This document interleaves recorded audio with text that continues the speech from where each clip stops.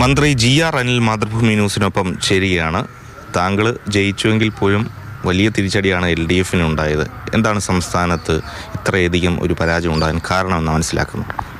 ഇടതുപക്ഷ ഗവൺമെൻറ് വികസന പ്രവർത്തനങ്ങളിലും ജനക്ഷേമ പ്രവർത്തനങ്ങളിലും ഒട്ടും പുറകിലായിരുന്നില്ല. എന്നുമാത്രമല്ല, ഈ അടുത്ത നാളുകളിൽ ഇത്രയധികം നാടിൻ്റെ ആവശ്യങ്ങൾ പരിഗണിച്ച ഒരു കാലഘട്ടം ഉണ്ടായില്ല.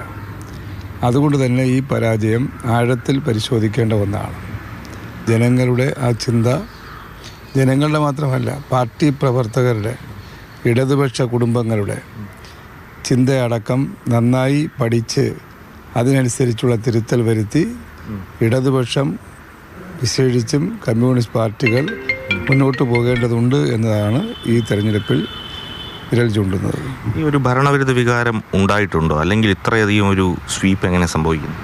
വിവിധങ്ങളായിട്ടുള്ള ക്ഷേമപ്രവർത്തനങ്ങളെ സംബന്ധിച്ചെടുത്ത് നോക്കിയാൽ ജനങ്ങൾക്ക് നല്ല സ്വീകാര്യത ലഭിച്ചതാണ്. എന്നാൽ അതേ ജനം തന്നെ, ആ ജനങ്ങൾക്കിടയിലെ ഇടതുപക്ഷ പ്രവർത്തകർ, കുടുംബങ്ങൾ അടക്കം എതിരായി ചിന്തിച്ചതുകൊണ്ടാണല്ലോ ഇത്ര വലിയ പരാജയം ഉണ്ടായത്. ഈ തെരഞ്ഞെടുപ്പിലുടനീളം വ്യക്തി കേന്ദ്രീകൃതമായി പോയോ LDFൻ്റെ ഒരു പ്രചാരണം?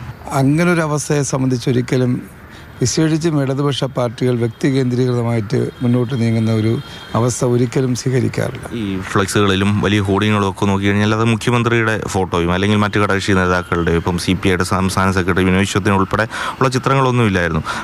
അതുകൊണ്ടാണ് അതൊരു വ്യക്തി കേന്ദ്രീകൃതമായ ഒരു പ്രചാരണം എന്ന് പറഞ്ഞത്. ഇടതുപക്ഷം വെച്ച ബോർഡുകളല്ലല്ലോ, പബ്ലിഷ്ഡ് ബൈ, അല്ലെങ്കിൽ അത് ആരാണ് വെച്ചതെന്ന് എഴുതിയിട്ടില്ല.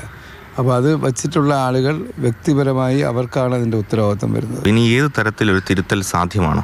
ഞങ്ങളത് ആഴത്തിൽ താഴെയറ്റം വരെ പരിശോധിച്ച് ആവശ്യമായ തിരുത്തൽ വരുത്തി മുന്നോട്ട് പോവുകയും ഇത് തിരിച്ച് ഇടതുപക്ഷത്തിൻ്റെ സ്വാധീനം വർദ്ധിപ്പിക്കാനുള്ള നടപടിയിലേക്ക് നീങ്ങും. ഏതായാലും ജനവിധി അംഗീകരിക്കുന്നു, വേണ്ട തിരുത്തലുകൾ വരുത്തുമെന്നുള്ളതാണ് അദ്ദേഹം വ്യക്തമാക്കുന്നത്. AK Stephin, Mathrubhumi news, Thiruvananthapuram.